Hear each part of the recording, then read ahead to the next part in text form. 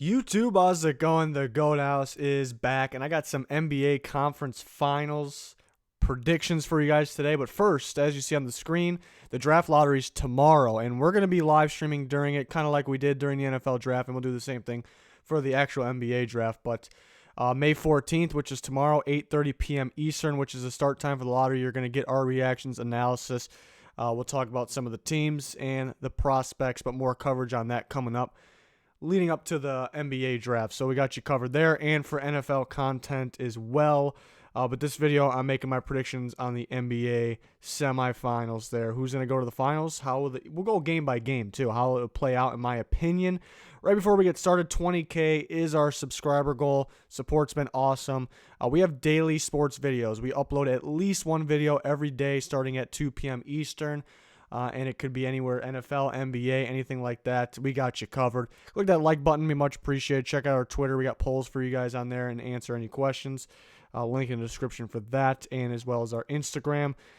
But we'll start with the Western Conference. And I'll just get right off the bat with Game 1, Warriors, Blazers in Golden State. I'm taking the Warriors in Game 1. You know, they're more prepared for this, and there's not too many matchup breakdowns for this. There'll be more matchup breakdowns for the Eastern Conference Finals. I kind of go into why I don't really want to break down the matchups here at the end of this. But Warriors, I got in Game 1 of the Western Conference Finals here. And at home, that's the key here. At home, Game 1, even if it's without Kevin Durant, I like the Warriors. And that's kind of part of my matchup thing here. Missing Kevin Durant for a game actually could be good because not at all saying they're better without him. I think really at this point of the NBA playoffs, he very well could be the best player in the NBA every single year, the last few years and right now. But just giving different looks is a key. You know, giving different looks, and it makes teams hard to game plan for you. It's a different look, so it actually could be a blessing in disguise. So I do like the Warriors there. And then in Game 2, I'm also picking the Warriors at home, so they go 2-0 there to start it off at home. And then in Game 3, I like the Blazers getting one here. And it's really going to be a battle between the guards, obviously. Love watching Damian Lillard play, but CJ McCollum is more the consistent one. I think that's pretty obvious. But Lillard is that clutch guy, the last-second shot if you need it, to count on it. And he is their best player, but McCollum more consistent. But then at the same time, looking across from Lillard is Steph Curry, who hasn't been too consistent himself. But I think the Blazers definitely get one at home. I think really the difference maker, kind of going back into the matchup, is Enes Kanter. I think Kanter could actually be very solid in this series, and that could be the difference maker, the reason they can win more games. And then Game 4, which is also in Portland, I like the Warriors, and in Game 5, I like the Warriors. So I kind of wanted to finish that off there. We're going to go much more in depth in the Eastern Conference Finals. But I think this will be a good Warriors in 5, if that makes any sense. A good 4-1. I think some of these games will be close. I really thought about the Blazers winning that Game 4, but I kind of wanted to wrap it up there. Warriors in 5, and kind of why I wanted to push back, not really focus on the matchups too much for this, is because my thinking on this series was to not overthink it. The more you go in and try to find out matchups here, you start overthinking things, kind of like I kind of do that, kind of think about the matchup here, and I think Enes Kanter really could be the difference, and he really, more time with the Blazers now, he's going to get better and better, and he can dominate in a series, but you can't really overthink it. Steph Curry, Klay Thompson, Kevin Durant, they'll be consistent for the most part. They'll get their points, and there could be it could be hard to game plan against with KD not being in there. If it's Game 1, he's supposed to be good to go soon here, so we'll see how it, ends up being, but I just think you can't overthink this. The Warriors are a good team. I like the Blazers. I guess you could argue more of a complete team looking at the bench. I think they all play a hard, high-motor team, and you got to like that a lot. Got a lot of loose balls at the end of that last game, too. So I do like this Blazers team, and this is a close 4-1, if that makes any sense. It's not going to be blowouts or anything because Damian Lillard and McCollum will get their points, and Enes Kanter could be a mismatch problem, but I just can't overthink this. That's where I could go wrong here. Going to the Eastern Conference Finals, if you remember my pre-playoffs predictions, I predicted the Warriors to beat the Raptors in the NBA Finals, so that's still alive. Let's see if I still agree with myself there. So Game 1 for the Eastern Conference Finals, I picked the Bucks at home. They got a nice break. Sometimes that's not the best thing. They get a little rusty. I don't think it's the case here.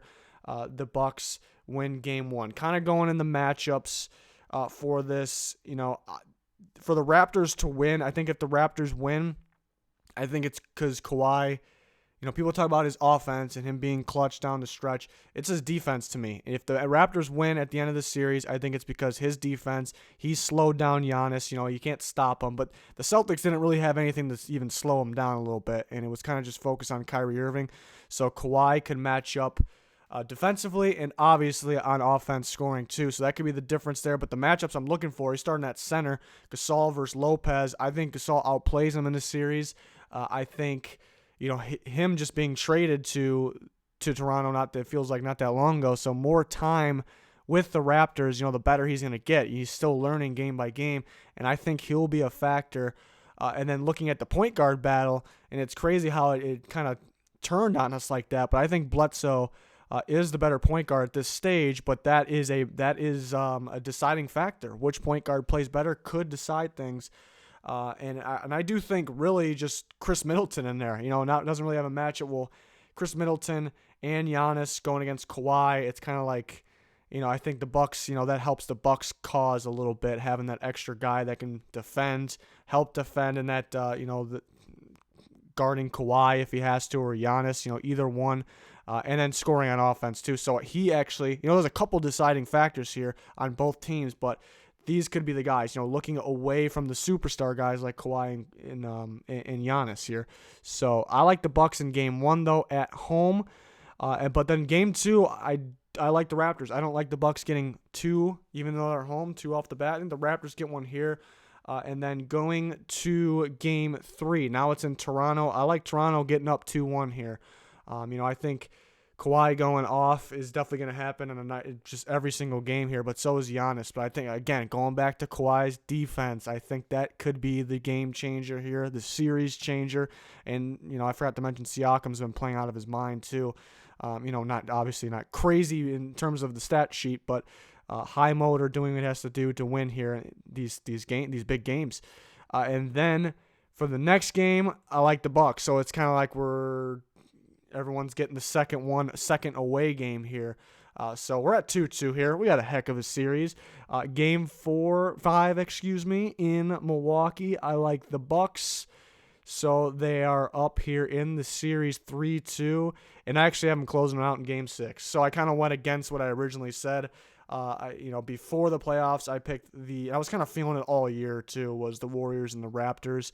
And I kind of went against it here. So there's good news for the Raptors here, even though it looks like it's bad. The good news is it seems like every time I go against my original, prediction, no matter what sport it is, my original prediction ends up being right. So the Raptors could look at it that way. But why I picked the Bucks in 6, I try to go through the matchups before I go through all this, but it kind of gives everything away. I just think there's more to the Bucks. That's really what it is. And then kind of going back, I'm still a believer, even though, in the NBA, one player can really take over, and it could be any position. It seems like forwards, kind of like Kawhi and Giannis are those guys. But to me, the point guard is still, the most important position, and not just one. The multiple point guards you have, and the Raptors got pretty good depth too. But with the group the Bucks got, I really like Bledsoe's play, and it's everywhere on the court. It's every part of his game. But he's got to continue to be on his game. He doesn't have to score a whole bunch of points, obviously, is kind of what my point was. So I just think the Bucks got more there. There's more to their team. There's more balance. There's more rotation. Not that the Raptors don't have it. It's just Kawhi's really got to put this team on his back, and can he do it against the Bucks? And it's definitely possible because his defense is so much different of a matchup than the Celtics were for the Bucks, and the Sixers, a darn complete team. They got a heck of a starting 5. They're pretty complete, except they don't have a true point guard. That could be the difference. So the Raptors are kind of used to facing different styles, different matchup problems. The Raptors, that is, and then the Bucks, it's going to be much different than playing the Celtics. It's going to be much different. So that is, I guess, those are reasons for the Raptors. But the Bucks having that rest and being a more complete, you got to respect how good they are across the board. Not that the Raptors aren't; they have it. That's why they're here. But you got to respect that for the Bucks. And now we'll go into my NBA Finals prediction. This is mainly kind of focusing on the Eastern and Western Conference Finals. We're using this website, playoffpredictors.com, for this. I'm predicting it right here with you guys, game by game. Let's get the logos up there. Get the Golden State and Milwaukee, West versus East, Warriors versus Bucks. And to me, breaking this down, the Warriors much rather play the Raptors. They much rather play the Raptors. This is kind of their weakness, the Warriors. This is another, like I was talking about the Bucks. My favorite thing about the Bucks, across the board, they're good. Great depth, and obviously Giannis can seem like he's carrying his team at times, but it's really not that way for the most part here down the stretch, in the playoffs. But Warriors, Bucks, I'm doing this right with you guys right now. I'm going to pick them using playoffpredictors.com, link in the description. In game one, I'm going to pick the Warriors. They're used to this stage, even though it's away. That's big time, too. The Bucks have it home. They can definitely win that game. But I like the Warriors in game one. They're kind of, ready for this moment here. Then I got the Bucks. The Bucks definitely get one at home here. And there could be a problem, trying to guard all these guys. It'll be a very high scoring, but the Bucks do bring some defense, and that could be the problem for the Warriors. But I do like the Warriors winning this one at home. I like the Bucks, though, taking one away, which is a little bit of a shocker. And then kind of another shocker. You then expect the Bucks to win at home. I'm going to take the Warriors here, and then I'll take the Warriors here again. It's just kind of a gut feeling, what I'm going off right now. It gives you your whole bracket, too. So that's what I got. And so that's the Warriors in 6. Kind of a gut feeling there. Is it cut off? It got cut off. There we go. 4 games for the Warriors, 2 games for the Bucks. That's what I got, gut feeling. But I'm kind of focusing on the conference finals here. The Blazers really could give the Warriors a run, so I'm looking forward to that. But I'm mainly looking for that Eastern Conference Finals. It's gonna be a lot of fun. It's gonna be a lot of fun to watch that. It hasn't been like this in the East for a while. There's times where we thought it could be like that, but it just really never ended up being like that. So it's going to be a real good series. But again, join us for our live stream during the lottery. It's going to be a lot of fun. And then we'll be live during the NBA draft. We're going to have some mock drafts come out in the near future. We got plenty of NFL content already on the channel and plenty more to come. You can check out our videos. It'd be much appreciated. Click that subscribe button. That would also be much appreciated. But that's going to do it for this one. Thanks, everyone, for their support. Thanks for watching. Goodbye.